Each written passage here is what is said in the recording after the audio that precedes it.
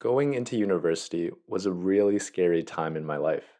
So many things were changing, and I really wished that I had someone tell me everything I needed to know before I went into university.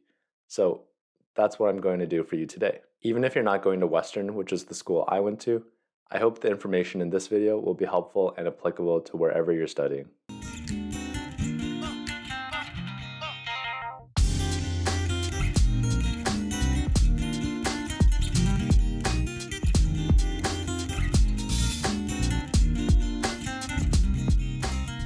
What's up, everyone? My name's Eric, and I'm going to be starting medical school in 6 days. For the next 3 years, I'm going to be studying medicine at McMaster University in Canada. But today, I want to talk to you about the past 3 years where I did my undergrad degree at Western University in medical sciences. Today, I'm going to give you everything you need to know before you start at Western University. Firstly, let's talk about Western's campus. To walk from one end to the other, it takes about 20 to 25 minutes, depending on how quickly you walk. During that time, you can see a lot of beautiful scenery and buildings that Western has to offer. Some of my favorites include that scenic shot up UC Hill that everyone knows, as well as the beautiful Middlesex building. Western's campus basically has everything you could think of or ever need. They have the bookstore, they have a ton of restaurants, a grocery store, a dentist, optometrist, daycare. Whatever you need, you probably don't actually have to leave campus for it. That makes it super convenient, but some of the items are a little bit on the more expensive side, simply for the convenience. There are a lot of services to help promote campus safety at Western too, like Foot Patrol, which is a volunteer student-run initiative to help walk people back to their campuses or residences or houses, as well as an on-site police station right in the middle of Western campus. So that being said, Western in itself is kind of like a bubble where you never really have to leave to do anything. But London, Ontario is still a beautiful city, and I'd really recommend checking out some of the cool spots that it has to offer.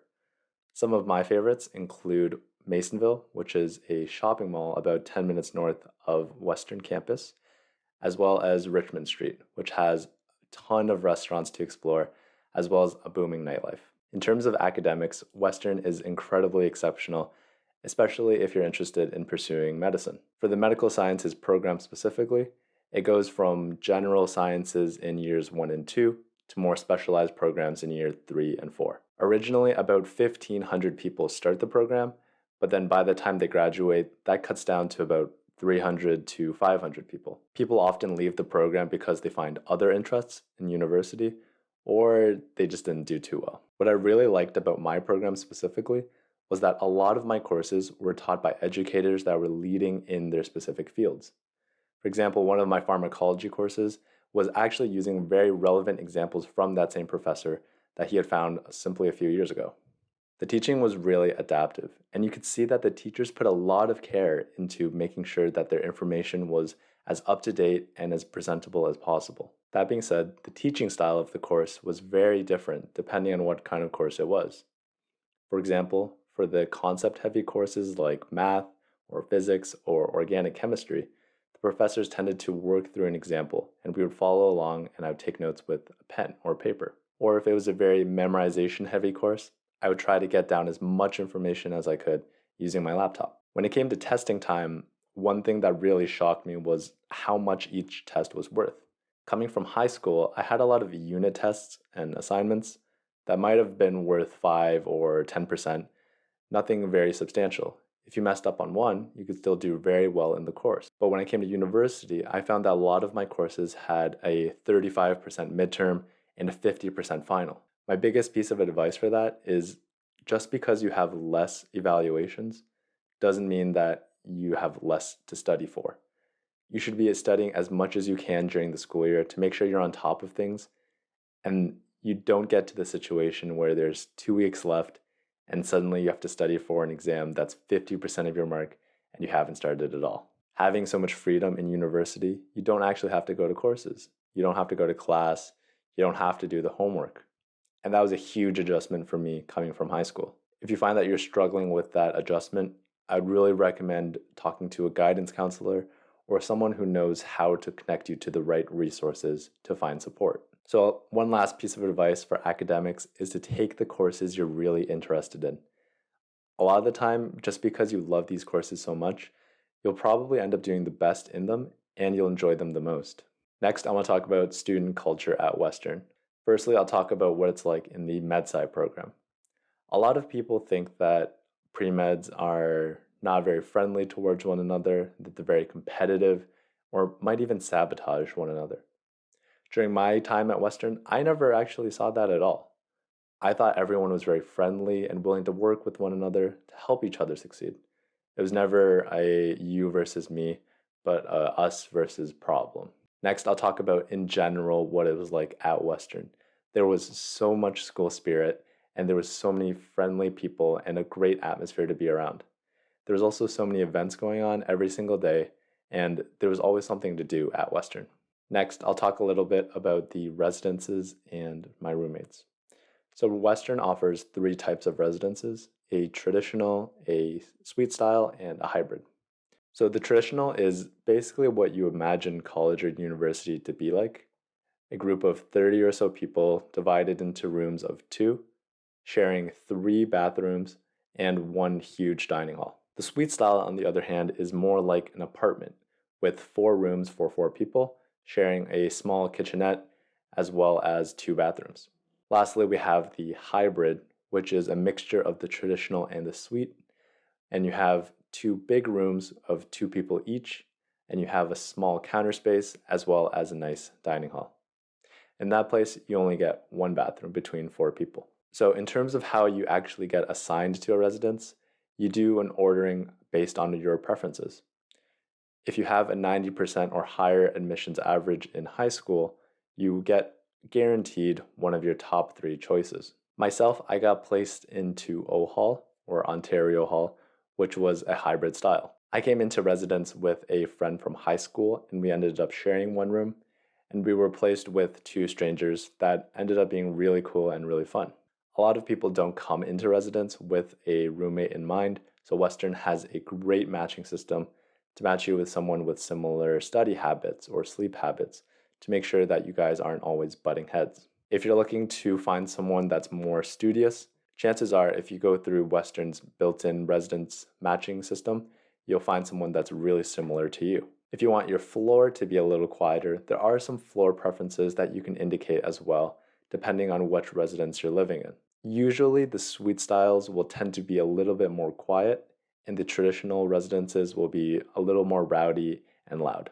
But that can really happen anywhere depending on the floor you're on. So in terms of the food in residence, Ontario Hall was probably by far the best food in all of the campuses on Western. My favorite was that they had a lot of variety and cultural options available, so it wasn't always the same thing repeating itself. I did like it a little bit too much though, because I burned a lot of money and I put on a little bit of weight. So orientation week is something that Western has spent a lot of time and money and energy to improving and making sure is part of Western's best student experience. They have three types of events. They have res events, they have faculty events, and they have general events open to everyone. So res events are open to everyone in your residence. So in Ontario Hall, we had things like making tie-dye shirts or karaoke, things to help you bond and meet the people that you'll be living with for the next year. Faculty events are events where you can bond and meet with people that you'll be studying alongside, as well as getting a lot of tips on how to succeed in that specific program. Then the general events are open to everyone. These are things like concerts and coffee houses that you can really get a sense of what Western's all about. In my year of O Week, I had Mariana's Trench headline a concert at the end of O Week, and I remember that it was one of the best weeks of my life. It was really fun, and there was always something going on. My biggest tip for you about O Week is to try and keep an open mind about everything. University is a time for exploration and finding your interests. What better time than in the first week of university? But a word of caution with that is to always keep an open mind, but don't feel pressured to do anything. Just because you should go and try it doesn't mean you should keep on doing it if you don't like it. At the end of the day, it's your choice, so make sure to stop if it makes you feel unsafe, uncomfortable, or if you just don't want to do it anymore.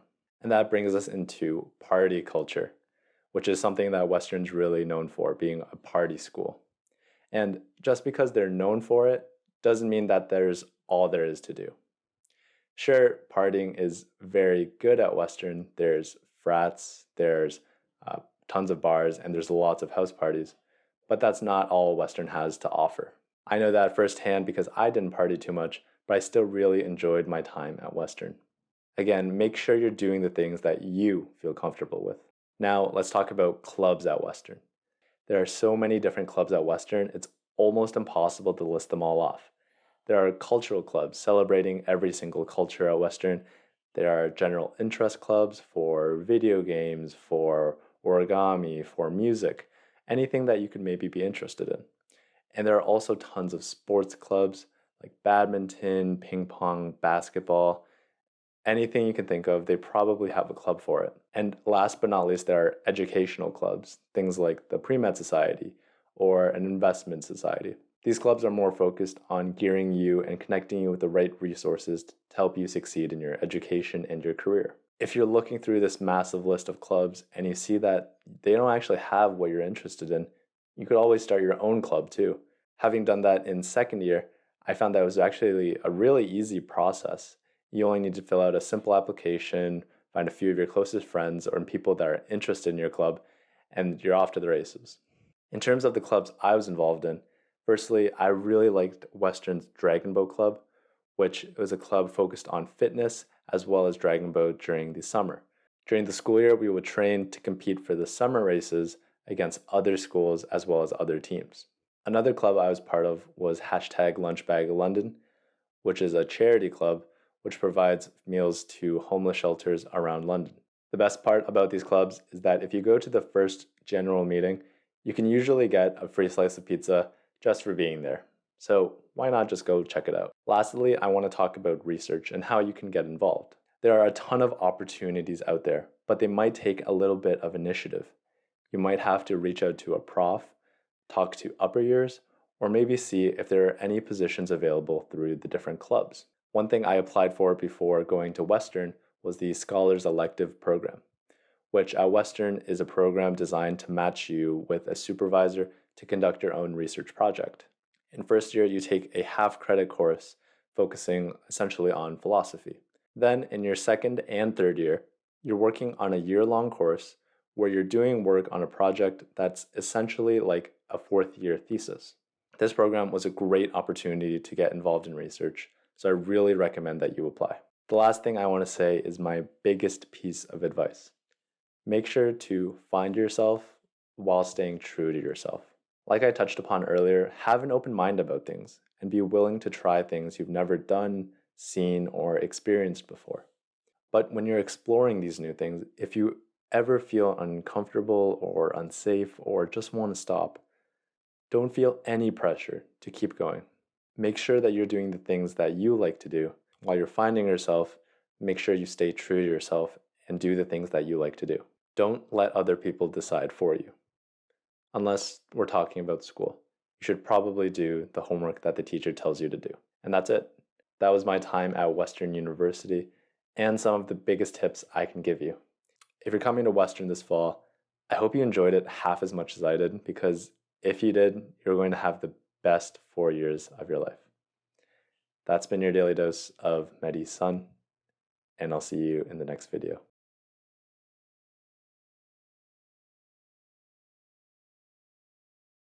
Aww. Hi friends, we're back at Western. How do you feel? I feel good. Feels good to be home, visiting, taking some videos to reminisce on the good old days. Good times. Okay, bye. Oh no, it's not stopping. Stop.